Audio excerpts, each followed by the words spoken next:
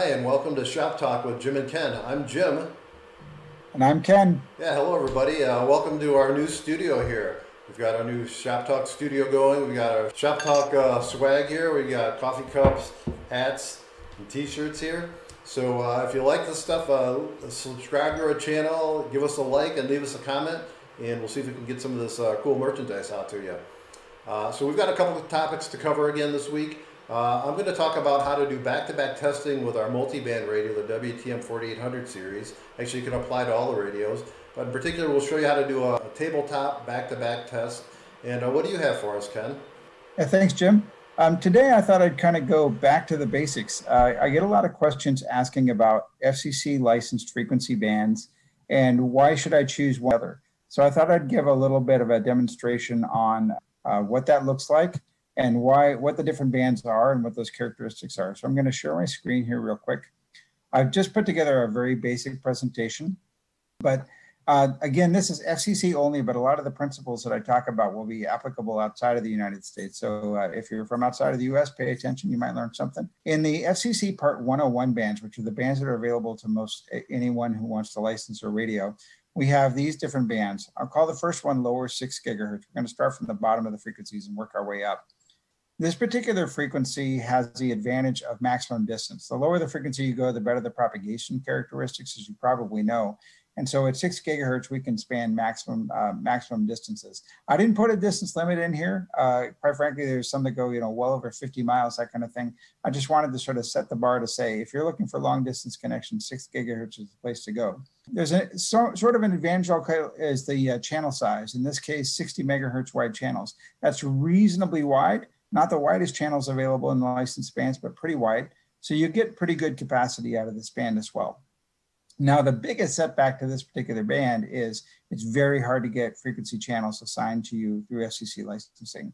It's a very congested band. It propagates really well, so interference is a problem. So if you can get these channels and you're looking to span a longer distance, 6 gigahertz is the way to go. But you're always going to have to check with your frequency coordinator and see if you can get these channels or not. Also, it's not quite that highest capacity you can achieve, so you might want to choose a different band if you can achieve what you're looking for as far as distance is considered. Another really big thing is that for the minimum category A size antenna in this band, it's 6 feet. So you have to use a 6-foot dish to get into category A. That's a pretty big dish. We talked about category A and category B antennas in a previous episode, so you might want to go back and look at that if you don't understand the difference between category A and B. But in this case, you can actually drop down to a category B antenna and get a 3-foot dish or larger. That's okay, but again, you might not get coordinated with the smaller dishes. So you might have to use a 6-foot dish in order to use this band. Finally, at 6 gigahertz, the thing that's important is because it's a lower frequency, the Fresnel zone is much wider, so you need more clearance. Generally, you're going longer distances, you're going to have pretty high tower locations anyway, but you always need to pay attention to the Fresnel zone clearance, and you're going to need a lot more at 6 gigahertz than the higher frequencies you go. The next one up I want to show is the upper 6 gigahertz band. This is just a few hundred megahertz higher than the lower frequency. Here, the FCC has allocated 30 megahertz wide channels. Otherwise, it's pretty similar to lower 6, but 30 megahertz channel is actually the narrowest channel you're going to get assigned in an FCC licensed band. So it's going to give you the least amount of capacity you can possibly get. This band is also a little bit congested, a little bit easier than lower 6. You can get channels at upper 6 a little bit easier. Everything else I just said about 6 gigahertz lower applies. 6-foot dishes for category A, 3-foot dishes for category B, and again, a large clearance zone. Moving kind of fast, but you can go back and listen if you want to. The next band up is 11 gigahertz band. Now, this is kind of a sweet spot. A lot of you are familiar with 11 gigahertz. It has a lot of advantages. First of all, I put it second in the list here, but 80 megahertz wide channels. These are the widest channels you can get assigned by the FCC. So you can get the maximum capacity out of 11 gigahertz. Another one is that 11 gigahertz propagates pretty well. It's somewhat unaffected by rain, except for over longer distances and different ranges. It's minimally affected by rain. So that being said, you can span reasonably good distances. I have many customers spanning 25 miles or more at 11 gigahertz with larger dishes, usually 6-foot dishes, but that meets most needs for most customers. So 11 gigahertz is a nice sweet spot. The only disadvantage I can really identify is that it is getting increasingly challenging to get lots of channels at 11 gigahertz. If you're only looking for one 80 megahertz channel, chances are you'll probably get it. But as soon as you try to get a dual pole channel or 2 channels or 4 channels, things get a little bit harder. So again, you always have to run this by your FCC coordinator and see if you can get the channels you need. But 11 gigahertz is a nice sweet spot. Finally, minimum category A antenna is 3 foot. For some people, that might be a little bit larger, but you can actually drop down to a 2 foot dish in category B. So sometimes you get away with a 2 foot dish at 11 gigahertz. 3 foot dish really isn't all that bad. Let's move up to 18 gigahertz. This is the next band up. Same channel bandwidth as 11 gigahertz. So everything I said about capacity is the same. It's the widest channel you could possibly get. So 18 gigahertz is a great place to go. 18 gigahertz is much more affected by rain. And so distance limitations are going to happen, just the propagation of a higher frequency as well. We kind of pin an 8-mile number in there. Depends on where you live. Depends on how much rainfall you get, the density of your raindrops, these kinds of things. But 8 miles is a good number to kind of say, if I'm going more than 8 miles, I probably want to look at 11 gigahertz if I can get the channels. If I'm going less than 8 gigahertz, I might have a choice between the two. I might still opt for 11 gigahertz if I'm starting to encroach on that higher distances. But I'd say if you're going under 5 miles, 18 gigahertz is a great place to go. So we would always want to do the math. We'd always want to try to do the propagation analysis. We put the dish sizes on there, determine what your performance is going to be. But the upside of this band is that it's really not congested. Pretty much at any time you can get the 18 gigahertz channels that you're looking for. So that's a whole lot easier than the other bands we've talked about. Again, the rain impact, so we're always going to want to run those calculations. But 18 gigahertz is a great band. 11 and 18, really sweet spots for those folks here in the United States. Finally, the 23 gigahertz band. This is an interesting band. Back in the day, this was a popular band to use. There's been some rule changes that have made things different, where 18 gigahertz is significantly favored over 23 gigahertz. 18 is a lot, 23 is a lot like 18. Similar distance, maybe a little bit less, still easy to get channels, but it's only got a 50 megahertz wide channel. So at 18 gigahertz, you have the 80 megahertz wide channel. You kind of say, why would I ever choose 23 gig when I could get 18 gig? The answer is you probably wouldn't. If you can get 18 gig channels, you should do that. If you have trouble getting 18 gig channels, and 23 gig channels are not a bad place to go if it meets your requirements for distance and capacity. The other thing is, it used to be that 23 gigahertz antennas allowed 1 foot dishes or larger.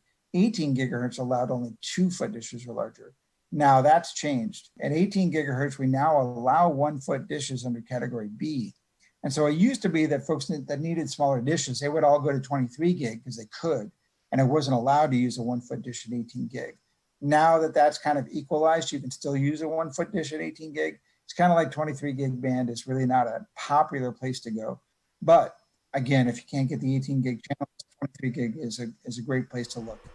So check that out. Talk to your FCC coordinator. Talk to us. We can help guide you through that, figure out what's best for you. One of the things I want to say is that, I mentioned this earlier, if you're not a FCC customer, you probably looked at this and sort of checked out. You shouldn't do that because basically all the principles that I talked about, lower frequencies, higher frequencies, channel bandwidths, capacities, trade-offs of antenna sizes, these are the things that are going to ultimately matter to you when you're trying to decide on which band to go into and how to design your link. So hopefully that's been helpful for all of you. Yeah, super helpful. Thanks, Ken. I know there's a lot of details there, but again, the devil's in the details. So pay attention to what Ken said. Again, look at your needs, what frequency bands are available in your area, and make the right choices when you've got radios that cover all of those bands. Well, terrific. Thanks for sharing that information, Ken. What I've got is I want to cover a way and show you how to do a back-to-back test just on your tabletop with a set of multi-band radios as you pull them fresh out of the box. You're going through the initial setup process. So what I'm going to do, I'm going to toggle over to my computer screen, and I've logged into the radio configuration page. And the first thing you're going to want to do, now this is multi-band, so we've got a microwave side and an E-band. I'm just going to focus on the E-band side, the setup right now, and show you what you're going to want to do. So I'm going to scroll down. The first thing you're going to do is you will set it to 250 megahertz wide channel. So this is during the initial setup phase. The skinniest channel will give us the best performance and system gain, best receiver sensitivity, maximum transmit power. Now, for my test here, because I want to show you how this works, I'm going to leave my modulation set for adaptive. When you go to the field to do your first time installation, you're going to set that for fixed in QPSK. So these would be the settings you would want to set for doing the initial antenna alignment once you get these things mounted up on your rooftop or your towers. Also, you'll turn your power up to full power. This is the recommended settings for doing that initial alignment. But for my bench test, I'm going to leave them on adaptive, and I will allow these radios to go from, again, QPSK. Now we can go up to 256 QAM when we're on a 250 megahertz wide channel. That's fine. we can leave that set for that. Now, once you've got these settings set in the radio, you go ahead and commit that. We'll let those save. The next thing you got to do is the physical configuration of the radio. So I'll switch over here and show you. What I've got here on my bench is these multi-band radios. Now you'll notice that I've got a bottom radio, we've got our top radio, and they're flipped around so I can see all the interface ports on the top radio. The bottom radio is in the opposite position.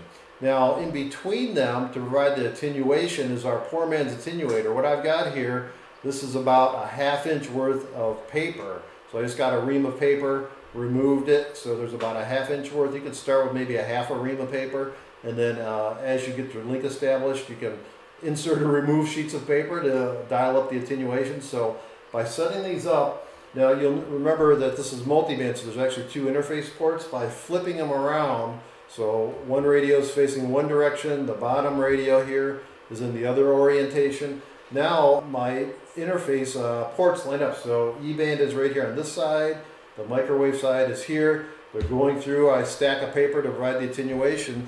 And you'll notice as I log into the radio, I'll scroll down, if I click this little blue box here, the real time. So now I'm able to, if I were to move the position of these radios, you'll notice that the signal strength is varying here in real time. So I'm able to fade the path effectively or bring it back in. So just by simply moving these radios around, you'll notice that the signal strength is changing. That will also change my QAM modulation I'm linked up at. So again, by switching these things and setting them up in a back-to-back configuration this way, this is how you can line up and do a back-to-back test with multi-band. Now with our regular straight 41, 4200, you can stand them up on their ends because you only have a single interface port. Now I've got some RF absorbing foam between these particular ones. You could again stick a whole ream of paper between there and sandwich those up, and that will give you enough attenuation to do a benchtop, tabletop test. So that's my tech tip for this session. Any closing thoughts, Ken? No, I think you did a great job, Jim. I've been using the ream of paper for probably 25 years. Yeah. You know, it's hard sometimes to justify spending the hundreds and hundreds of dollars on precision RF electronics for back-to-back testing and fading. You know, when you're in a pinch and you don't have access to that kind of materials, the ream of paper's done well. I think the one thing to warn folks about is that you never really want to point radios right at each other at high power levels. You know, they're basically built, they would burn out the receivers. And so the whole point of having some attenuation is to keep the transmitters from overpowering the receivers and damaging the radio. So the ream of paper is good, and maybe you start with a whole thick ream of paper and you kind of dial yourself down and just get comfortable with that. But you don't want to get down to like where you just got one sheet or something like that. And so there's kind of a happy medium. So sort of start overdoing it and work your way down until you're comfortable with what you're seeing. I think most customers just want to see that, hey, the radios are linking on the bench before I went to the field. The radios are in fact adaptively modulating before I went to the field. You can do that by a little physical positioning. That really gives you a lot of confidence going into the field to get ready for alignment and then get ready for final implementation. Yeah, exactly. As a matter of fact, I'll throw some numbers out there for you guys as you're doing this. So the radios can run up to -20 dBm without distortion. If your signal gets any stronger than -20, the receiver goes into distortion. It's basically too loud of a signal. The radios themselves can handle up to 0 dBm input without any physical damage. So like Ken was saying, you never want to point two radios without any attenuation directly at each other on the bench. There's a chance that you could overpower the receiver, and that breaking point is 0 dBm, just for your reference. So if it ever got hotter than that, you could actually permanently ruin the receiver and the radio. So -20 for no errors, 0 dBm for no damage, and have at it with the paper there as a poor man's way to do your back-to-back test. So thanks for joining us again on this edition of Shop Talk. We look forward to seeing you in the next one. If you like what you see, subscribe and give us a like. If you like our new swag here, leave us a comment and we'll see if we can get some stuff out to you guys. Thanks for joining us. We'll see you in the next one. Take care, everybody.